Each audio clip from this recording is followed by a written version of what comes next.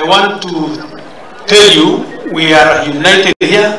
Tell our president, West Pokot people mean what they told him when they voted for him, and especially when we became one after the election.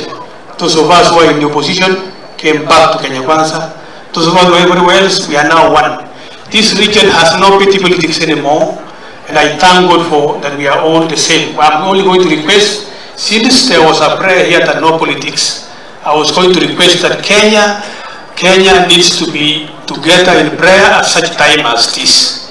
No finger pointing, especially our captain at the top really needs our prayers from every corner. Hata sasa hamna aibu, mnasema kwamba Kenya Kwanza sio majority katika bunge. Mkuje mfanye hesabu tu kwa wakati huu. Watu waliama, hata mimi nilikuwa pale ile tuliama Kenya Kwanza.